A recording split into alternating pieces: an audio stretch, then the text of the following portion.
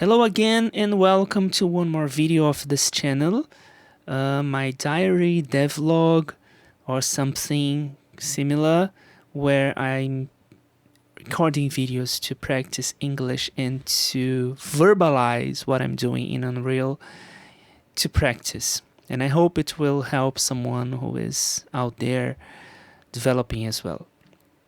On this video I want to talk about what I'm doing here in the storage room of the ship of Nomad, the side project I'm doing with my friend Benito. So here it is. We have the first. Let's talk about the attenuation asset and why it's important to use it instead of overriding attenuations. As you can see here, I have a lamp and I have a sound for the lamp. Right? Just a source loop to populate this area with sounds. And I've placed 3 of those in the area. I don't want to put every a sound for every sparkle of light in the map. It's not my intention actually. I just want to populate this area with some source loops for immersion.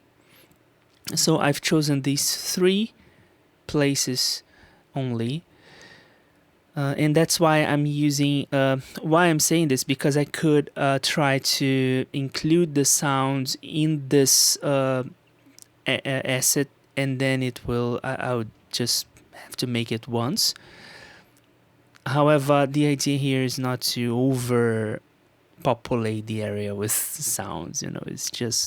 It's kind of, let's fake it a bit just so we can have a nice environment with a few source loops. That's it. And okay, so back to the topic. Lamp is here, there's one here, there's another here, there's another here, right? If I set all of them, you can see here on the right, attenuation, it's using the same attenuation, which is this. No, it's this beautiful one here.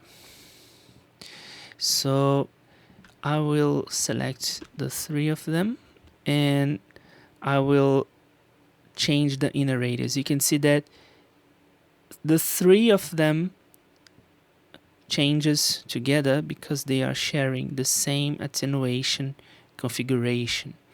So I don't need to go one by one and change it. If by any mean I want this one to be different, then I can go here and set it to please override the attenuation for this one, and then I will be able to change it for any particular reason. This one should be different, so yeah, I can go and then override the attenuation of the asset to this one be different. So it's way more practical to understand that these 3 are the same, so they should share the same attenuation. And when I want one of them to be different, I just go here and ask to override the attenuation. So that's the reason we use it. And at the same time, on this area, I have a temperature system which fills this space here. Oh, wait. Fill this space here, right? So it's a sound cue. It's the sound cue here.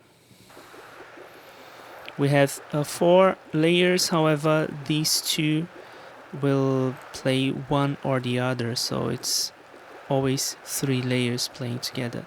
Not gonna invest too much time explaining this because it's kind of the same that I'm doing to the other sound cues, but the major difference here is that we have a envelope for this one which is different from this one. This one is a bit more aggressive. The idea is to kind of the machine has 2 cycles, this one and the other one is this one. I don't know if you can properly hear it because it's so low volume.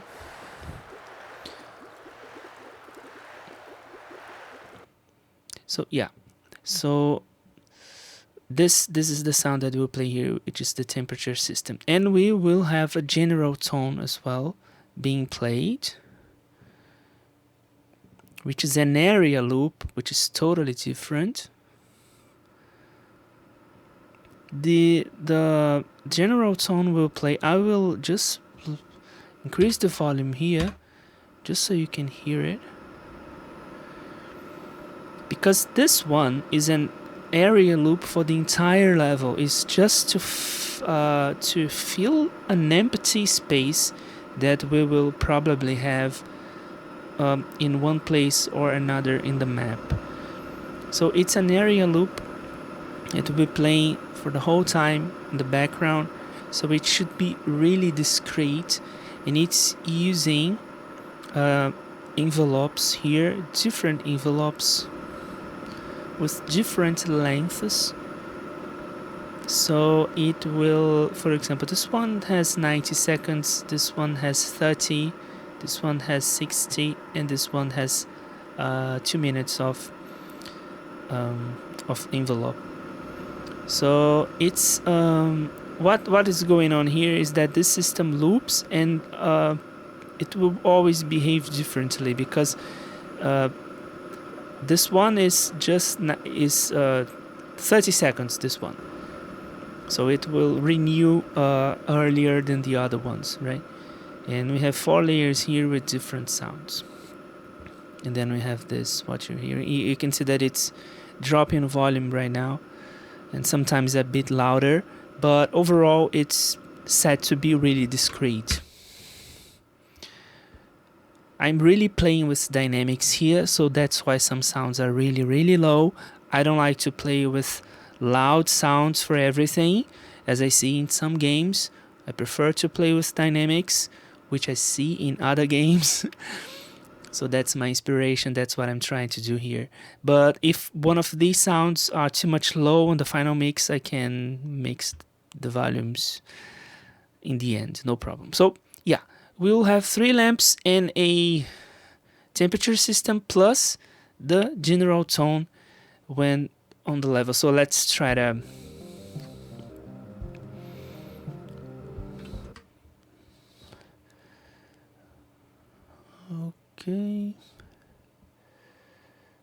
okay, I just wanted to check one thing here. So let's try to hear the general tone first. We can hear it. If you raise the volume, you will definitely hear it. But it's a sound designed to be ignored, right? So let's go to the storage room.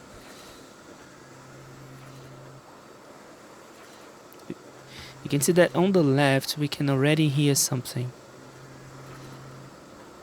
Sir, you can ask for a report whenever you need. So here we are. We have lamp sounds here which are really discreet as well. It's just to help to fill the empty space. That's the idea. This one we can hear it better.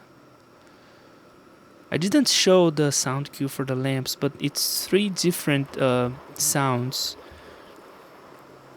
with 3 different approaches of in the pitch. No big deal, but yeah. And this one, the temperature system.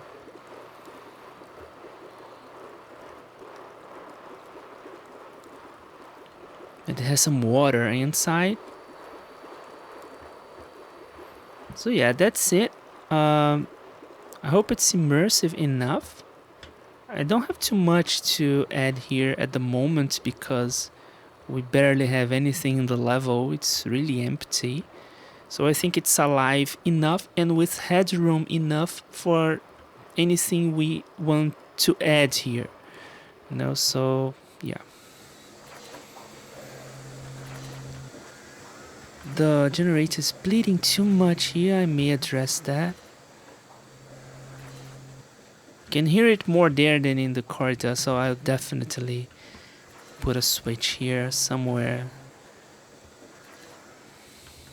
yeah, that's it. Thanks for watching. See you on the next video.